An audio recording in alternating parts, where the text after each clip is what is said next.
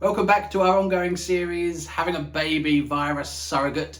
Now, if you've been keeping track, you will know that we have a beautiful baby girl. She is here and we have now had her for a few weeks. The next step to do on the whole having a baby via surrogate process is a legal one, which is applying for a parental order. However, you can't do that until baby gets to 6 weeks old. So this video, I've got a few filling in episodes to put in there. This episode is our top 10-ish tips on what to do with a newborn baby and what we've learned. Now, I have never purported to be a baby expert. Right? I mean, you've been on this journey with us and you will know that until not that long ago, I had no baby to be an expert about. So go to see other videos if you really want to see baby expert stuff. But from you to me, as a new parent, there are certain things that we've picked up on that I thought I would pass through to you because you will be a new parent, fingers crossed, soon enough. Okay? Deal. All right, so top 10, here we go. Number 10, don't stress getting the nursery ready. If you've seen the earlier videos, there was a bit of panic because we had no nursery ready.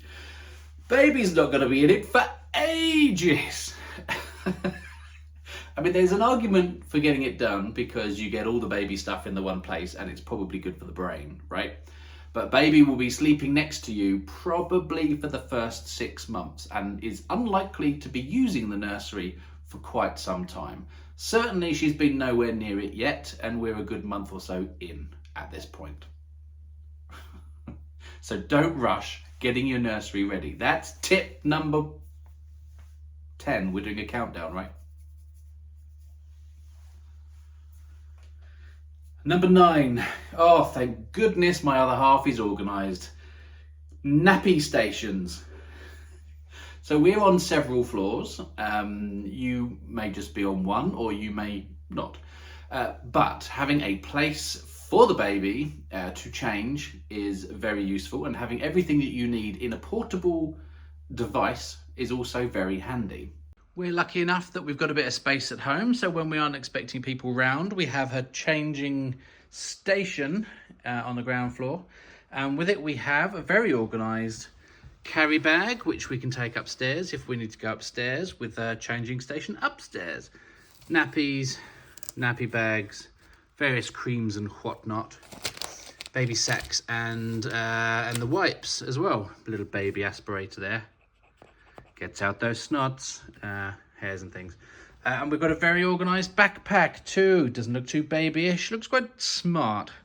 But complete with muzzy, changing mat, nappies, wipes and sacks and stuff. And we'll put a feed in there to take with us if we need to. So it helps being organised before you need to be organised. Tip number 8. Organise all your clothing by size. Before baby even gets here, you are going to have quite an array if you're lucky. There will be people donating, surrogacy friends, or you'll be buying bundles on the likes of Vinted, things like that. That's quite a good place for bundles of baby stuff. Get them organised by size. We were quite anal about the whole thing. We had them all labelled up. It did help very much so keeping the baby in outfits and knowing where everything was. However, on the flip side of that, don't beat yourself up when the inevitable happens and baby clothing starts to pile up like this. The amount of clothes they get through is obscene. What with spit up and dribble and food and, you know, punamis, you will get through the clothes, so it's going to be quite hard to keep on top of it. If you do have the chance to file it away in size or by long sleeve, short sleeve, leggings, onesies, that kind of thing, it will really help you when you actually need some clothing quickly. Tip number 7. Newborn babies have no immune system. I mentioned this in the previous video. So when people come round, it would be a good idea to get them to wash their hands or not to kiss them on the face. Quite frankly, there'll be some people you don't want to kiss them on the face, and it's always a good excuse anyway.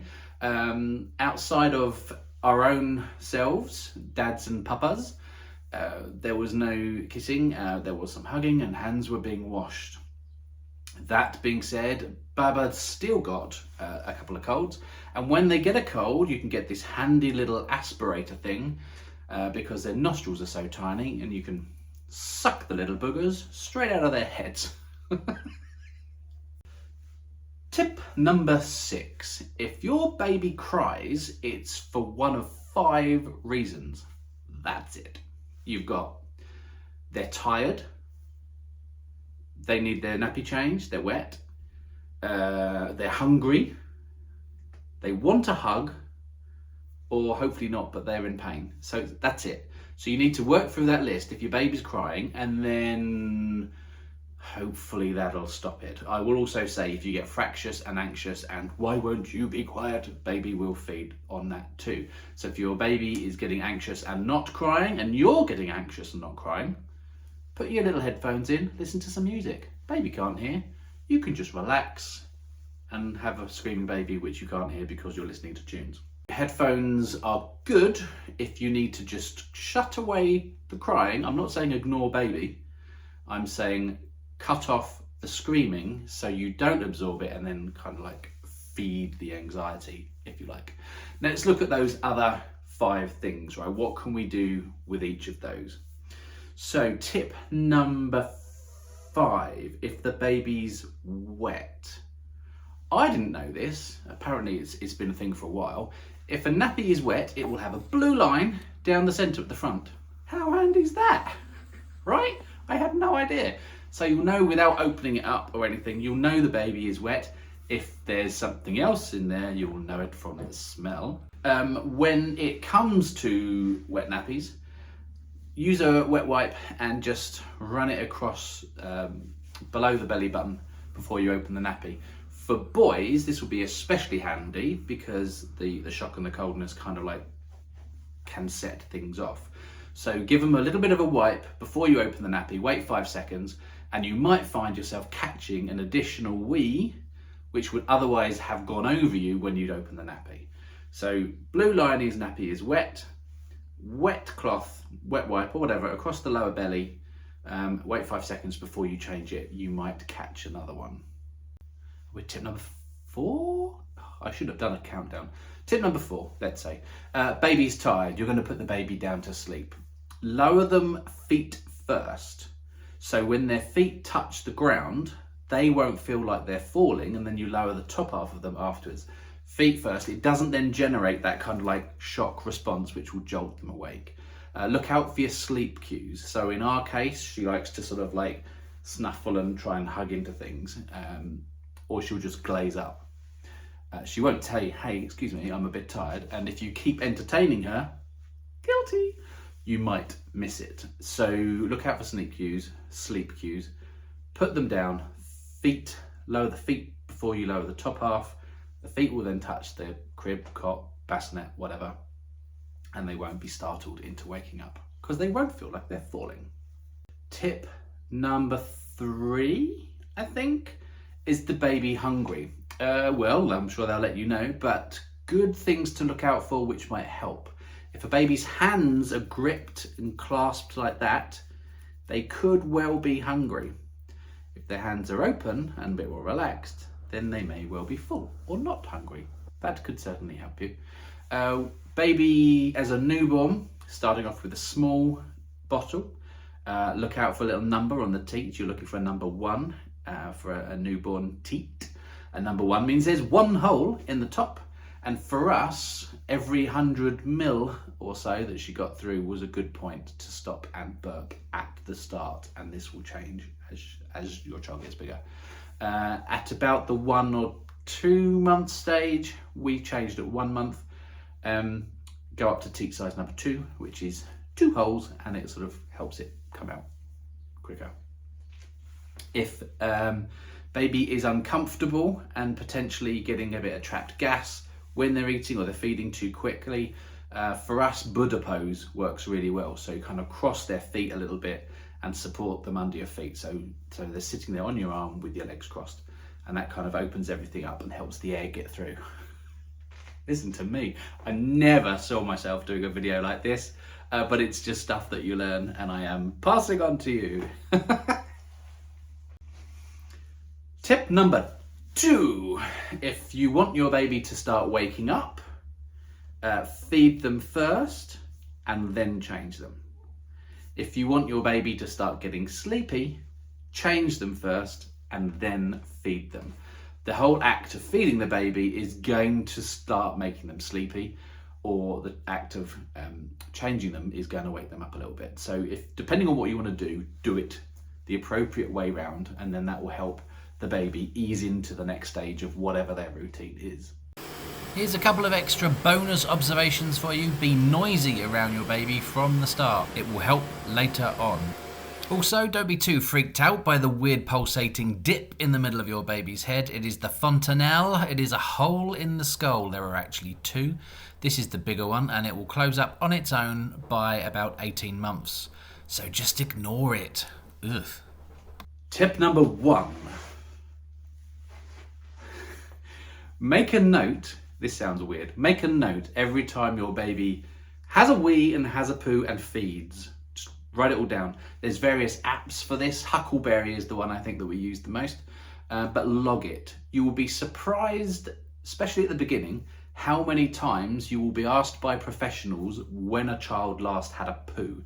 And at that point, it could be days in between, and they'll want to know. So definitely be logging poos. Wees, you'll probably have a rough idea, but it doesn't hurt.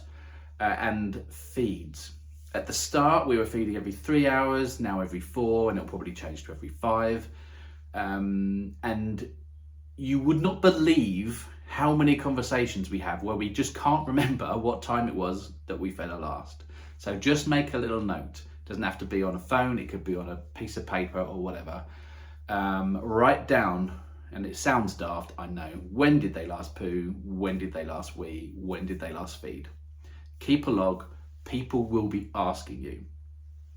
Now that's kind of top 10, but I have one more. If you are a same-sex couple with a newborn baby, such as myself and Michael, you might have to get your head around one extra thing. This is your bonus tip. We were dead set against dummies. We didn't want to raise a Maggie Simpson.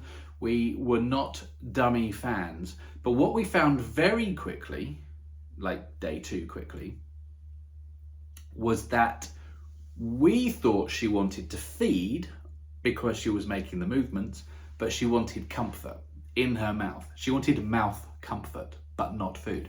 So rather than overfeed her, because neither of us have any decent boob for her to get hold of, I mean I do, but that's just weird, right? Hair in the mouth. A dummy came out remarkably quickly, and it made a big difference.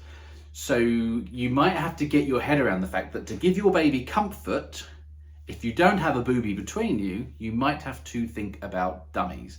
Now, the doctors and the baby experts have no issues with dummies, but they do suggest you get rid of them, certainly before teeth start coming out, because they can actually affect how the teeth grow. We will be aiming to get rid of the dummy by 3 or 4 months, I think, before it becomes such a habit that they need the dummy. And as an aside to that, if she doesn't want comfort, she's not having it. Okay, it's not just something that we're going to give her. So get your head around the fact that if you are against dummies, you might need to get one. So there's my unexpected 10 and a bit tips that I wasn't really planning on giving you, but hopefully you'll find some useful nuggets of information in there once you get to the point where you have a newborn and are trying to figure out what to do with it. I will say that at the beginning, I was bricking it. I did not know what I was doing. I would like to tell you that by day 3, you will be feeling a bit more confident. So if you've had very little experience in the way of the baby and you're holding it tentatively, and that whole handing the baby over to someone, and my goodness, the wobbly head, Oh, the wobbly head is scary. By day 3, you should feel confident enough to just be la la la, balancing baby, doing something else at the same time. You will learn to do a lot of things with one hand. Don't go there, that's disgusting. Like, follow and subscribe and all that gubbins. Questions, always like to hear from you. And that's it. See you next time. Thank you very much. Ta-ra. Why is saying goodbye always so awkward?